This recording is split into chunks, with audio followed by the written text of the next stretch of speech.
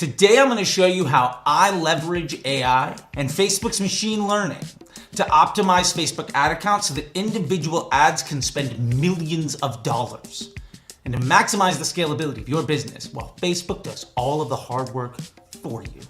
All right, this one's gonna be super fun, and we're gonna get into a 5-point checklist here at the end. So stick around, it's gonna be awesome. So first we have to ask ourselves the question, why is it important to leverage AI and machine learning? Well, it really comes down to one simple point.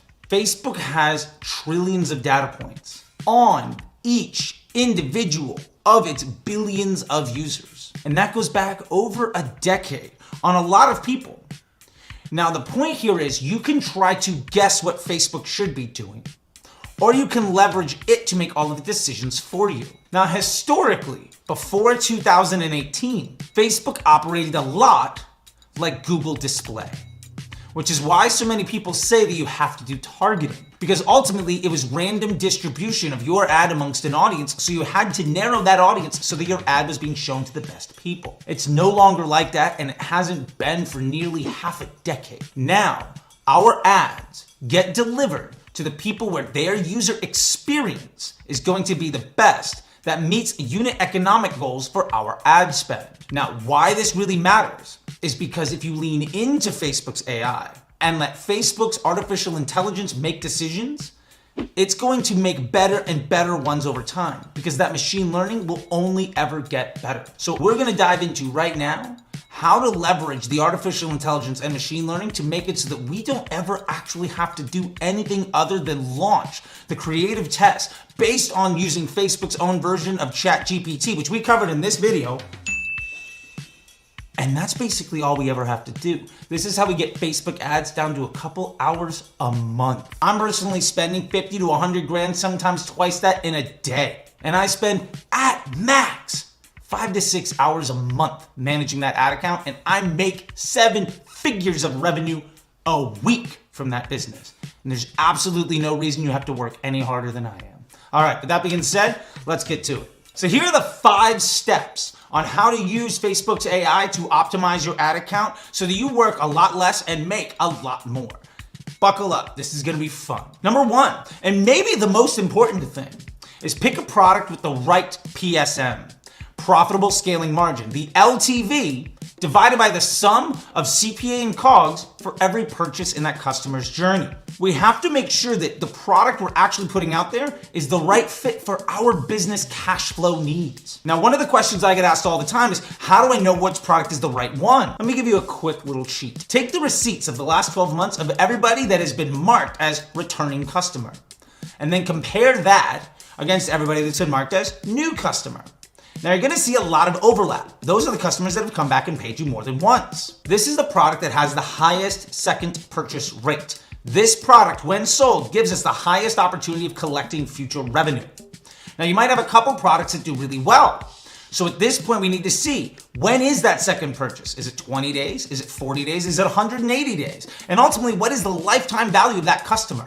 You're gonna have several options here, and based on the cash flow profile, the customer avatar, based on buying behavior that best fits your business, we're gonna pick our hero product. Point number 2, you might already have an existing ad account. You probably already do. So the point here is, let's take a look at it and ultimately understand when we're gonna build our one campaign ad account setup, which we should all be doing. Can we afford to support multiple efforts with our ad spend? Basically, do we have enough budget to support the one campaign setup we should be building and the rest of the ad account? If so, great, we can build in isolation. And if not, we're gonna have to build our one campaign within the existing setup. And like the antidote to poison, it's ultimately gonna take over all of the things that are bad for you and help you get healthy and ultimately help your bank account grow strong like you deserve. So step 3 is we're going to build our one campaign per business objective ad account setup. So the first thing in this is we're going to need a control environment.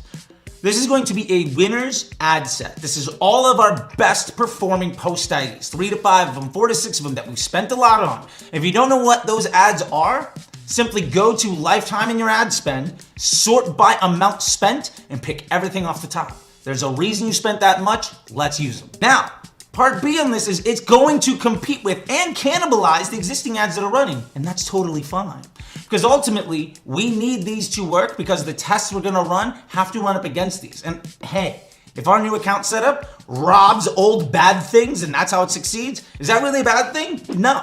It's gonna help us get to where we need even faster. And part C of this is that we're gonna ultimately set up dynamic creative tests following the 3-2-2 method. And these tests have a very specific business objective of either improving upon the ads that exist in our control environment or targeting a new audience. Because remember, the ads do the targeting. I just gotta take a moment here before we keep going and just say thank you so much. I know you could be literally anywhere on the internet right now and you've chosen to be here. So go ahead and hit like and subscribe. Make sure you don't miss anything else. Ring the bell so you get notified with every new video. And with that being said, let's get back to it. All right, so part 4 of this is our actual dynamic creative tests. And what's really important here is that we don't wanna launch any more than 2. Now let's get into what they're supposed to be doing and what actions we should take as we actually start running them.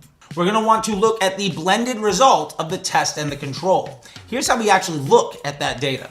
The first thing is, remember, we'd never wanna launch more than 2 tests at any time. If you're trying to solve a problem and there's like 10 variables, you're never gonna solve it.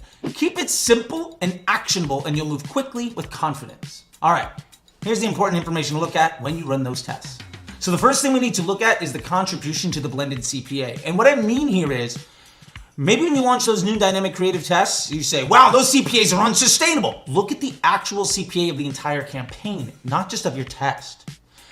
I can't tell you how many times people take a look at the dynamic creative test and say, it's a complete loser. And then we look at the CPA and it actually went down. The blended CPA of the campaign, because remember, that new dynamic creative test, maybe it's doing phenomenal at being a prospecting ad. So that your existing post IDs in your control environment can more leverage mid and bottom funnel traffic. Maybe the loss leader that you have in your dynamic creative test is allowing you to have a higher volume of traffic with which to get a much higher profit margin off of. It's all about the blended result. Never isolate just the test when you're looking at the efficiency. Second part of this is if your blended CPA is good, and by that I mean better than your target blended CPA across the business, we can begin to increase our spend. The dynamic creative test is there to give you new ads, yes, but it's not there to produce winning post IDs. That is ultimately the end goal, but really the focus here is to improve the overall efficiency of the campaign. And if our overall business continues to improve because it was running, now that creative test isn't there to try to find a winning ad. It's there to determine how much more money can we spend because it is in the mix. Because our portfolio now contains these new ads, we can afford to spend more money. That's what actually matters. The creative test might be over in 7 to 10 days, but now without making any moves other than budget, we've switched to the more important test, which is a stress test. How much more can we scale this before we have to take any other action? And you can even automate that. Now the last piece of this is, if we are adding spend to this campaign, and let's say this campaign exists amongst other campaigns within the ad account, we're trying to ultimately optimize that ad account. Well, if our new campaign is anything but the worst campaign in the ad account, we can begin to pay for the increase in budget there by removing the spend from someplace else. We become investment bankers, ultimately investing more money with better results. If we can borrow or steal the budget from our worst campaign and put it into our new one, even if it isn't the best one yet, we're already gonna continue to move forward and improve our overall business results because we're investment bankers getting a better return for our investment. And that allows our new campaign to continue to grow in a stable way. Now, I generally won't make a change of over a 10% budget shift, and I won't do it more than 3 times a week. And we'll borrow from the worst performing things. And ultimately, as our campaign continues to get better and better and better and scale more and more, that machine learning is getting smarter and smarter the more resources we give it. And that AI inside of our ads is finding the right person to target and which ad to show them. So it's doing all of that hard work for us. Eventually, our new campaign is going to gobble up the budget of literally everything else running in the account. And before you know it, you've got one campaign in your ad account and you've scaled your business. If you do it by 2% a week, you're gonna be 3 times bigger by the end of the year. That's massive. And basically all you've done is launch a few creative tests and then adjusted your budgets so that your best investment, the one leveraging AI and machine learning, ultimately gets a larger and larger percentage of your spend until you literally have nothing else going on and you've saved hours every week of the meaningless kicking around of pebbles. We're not worried about the pebbles anymore. We're going to move mountains. This is how a Facebook ad account should be managed. So let's wrap this up. What do we actually care about? Spending as much money as possible within the environment that we're leveraging AI and machine learning. We care about blended CPA of that campaign and the contribution to the overall business. And we don't give a damn about ROAS anymore. We are building an empire like investment bankers. We're no longer hunters trying not to starve in caves. We're not prioritizing the ego of the marketer. Instead, we're building our bank account, letting Facebook's machine learning and artificial intelligence do all of the hard work for us. And remember, we're going to push budgets when our blended CPA is below our target. And we can spend half of that margin. If we're 10% below our target, spend 5% more. But don't make that move more often than 3 times a week, because you want to be able to understand the impact of that change on your entire ecosystem. What is the impact on conversion rate? What is the impact on search volume? What is the impact to your Amazon store, to your email flows? You need to know what happens here. Because sometimes the best thing you can do is let your Facebook ad account CPA get a little bit worse, because you're massively amplifying the volume to a bunch of other channels that are way more efficient. All right, there we go. That's how we're gonna leverage artificial intelligence and machine learning to do all of the hard work for us, so that we don't have to work nearly as hard and make way more money. This is how I manage Facebook ad accounts to take a 6-figure business into a 7-figure a week revenue company. And I've been doing it for years. Remember, the artificial intelligence is smarter than all of us.